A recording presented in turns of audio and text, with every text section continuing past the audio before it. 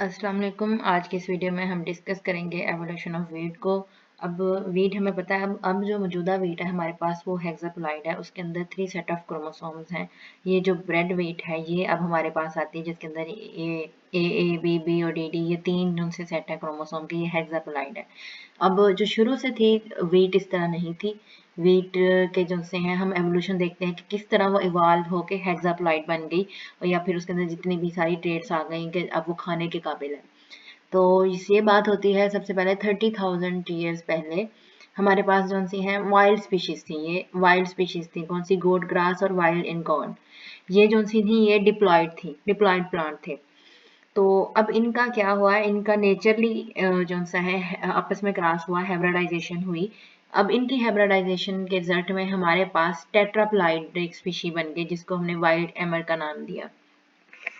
तो ये सारा जो सा है 30,000 ईयर्स बिफोर पहले की बात है कि हमारे पास नेचुरली जो सा है इनका क्रॉस हुआ और हमारे पास एक टेट्राप्लाइड स्पीशी आ गई वाइल्ड एमर। अब ये जो सी थी स्पीशी, इसको जो सा ह्यूमन ने, ये वो तब उस जमाने की बात है जब ह्यूमन ने शुरू में डोमेस्टिकेट होना शुरू किया था।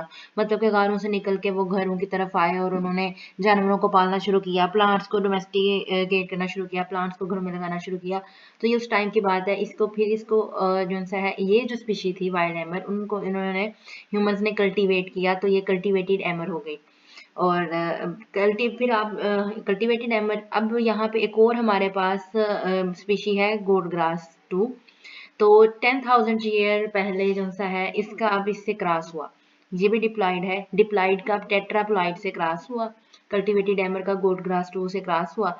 और हमारे पास एक न्यू स्पीशी आ गई स्पेल्ट के नाम से, टी स्पेल्टा जिसको बोलते हैं।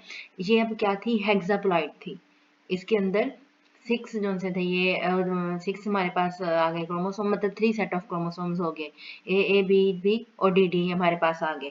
हमारे पास जो सी हमने गोट ग्रास ली थी वो बी बी सेट वाली थी और वाइल्ड एनकाउंट में अंदर ए सेट था जिनोम का। अभी इन दोनों का जब क्रॉस हुआ तो दोनों का जिनोम जो सा है इस स्पीशीज के अंदर आ गया, वाइल्ड एमर के अंदर। अब वाइल्ड एमर का गोट ग्रास 2 के साथ जो सा क्रॉस हुआ, ये डीडी वाली थी। तो अब हमारे पास एक ऐसी स्पीशी बनी जिसका हमारे पास B B A D D, जिसके पास सेट ऑफ जीनोम था। तो ये जो सी सारी कहानी है ये 10,000 9,000 साल पहले की है। फिर अब क्या हुआ, अब ह्यूमंस ने, अब नेचुरल ये जो सा था ये क्रॉस जो से थे नेचुरली हो रहे थे। फिर अब क्या किया हुआ कि ह्यूमंस ने खुद भी सिलेक्शन शुरू की, जिसको हम मतलब बोलते हैं कि ह्यूमंस ने क्या किया, जिसकी यील्ड अच्छी थी उन प्लांट्स को सिलेक्ट कर लिया, या फिर जिनकी ग्रेन लेंथ अच्छी थी उनको सिलेक्ट कर लिया, या फिर उसने हाइटेड सिलेक्ट किए। तो उसके बाद सिलेक्शन हुई, सिलेक्शन के थ्रू जो सी थोड़ी बहुत म्यूटेशंस आई। तो हमारे पास जो सा है ये ड्रम वीट आई। ये क्रॉस नहीं हुआ, ये जो सी कल्टीवेटेड एमर थी इसमें ही म्यूटेशन हुई, तो हमारे पास एक वैरायटी बन गई जो कि टेट्राप्लाइड ही थी, ड्रम वीट। और और दूसरी जो सी ब्रेड वीट है जो अब हम खाते हैं, ट्राइटिकम एस्टिवम, तो ये भी म्यूटेशन से ही बनी। ये जो हमारे पास ये जो स्पेल्ट है ना, इसकी म्यूटेशन से हमारे पास ब्रेड वीट बनी। अब ये म्यूटेशन, ये सिलेक्शन हुई जिसके अंदर ग्रीन रेवोल्यूशन थ्योरी भी आ जाती है। ग्रीन रेवोल्यूशन में बहुत ज़्यादा वेट के ऊपर काम हुआ, तो शॉर्ट स्टेचर्ड, वेट और हाइट, ये सारे जिस तरह के ट्रेड्स जो हैं सिलेक्ट हुए। इन सिलेक्शन के बाद ये हमारे पास ब्रेड वीट आ गई। अब नेचुरली जो हमारे पास बनी थी वो स्पेल्ट थी, उसके बाद उसके अंदर म्यूटेशन के थ्रू ये हमारे पास ब्रेड वीट आ गई। इसी तरह यही एक फ्लो डायग्राम है। ये हमारे पास यहाँ पे भी यही है कि वाइल्ड स्पीशी थी, वाइल्ड एनकॉन और गोट ग्रास थी, इनकी हाइब्रिडाइजेशन हुई, पोलिपलाइजेशन हुई, इनके क्रॉस हुआ तो हमारे पास वाइल्ड एमर आ गई, ये टेट्राप्लाइड थी। अब वाइल्ड एमर का हमारे, अब इसको हमने डोमेस्टिकेट करना शुरू किया, इसकी डोमेस्टिकेशन की तो हमारे पास कल्टीवेटेड एमर आ गई। अब ये जो गोट ग्रास 2 है, इसका आपस में मतलब वाइल्ड जो हमारे पास है कल्टीवेटेड एमर और गोट ग्रास 2, इनके आपस में हाइब्रिडाइजेशन हुई तो हमारे पास क्या होगी, स्पेल्ट वीट आ गई। ये हमारे पास अब हेक्साप्लॉइड थी। अब इसकी म्यूटेशन से हमारे पास क्या हुआ, ब्रेड वीट बन गई। और जो कल्टीवेटेड एमर थी उसकी म्यूटेशन से हमारे पास ड्रम वीट आ गई।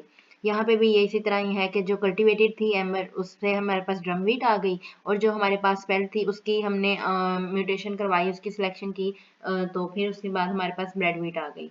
तो ये जो फ्लो चार्ट है, फ्लो डायग्राम, ये एक इम्पोर्टेंट क्वेश्चन है एवोल्यूशन ऑफ वेट का, और एग्जाम्स में ये पूछा जा सकता है। तो ये शॉर्ट सा था कंसेप्ट कि किस तरह हमारे पास जो उनसे डिप्लॉयड प्लांट थे उनसे हेक्साप्लॉयड बने और कौन-कौन सी स्पीशीज़ थी जो जिनका आपस में क्रॉस हुआ, उनकी हाइब्रिडाइजेशन हुई।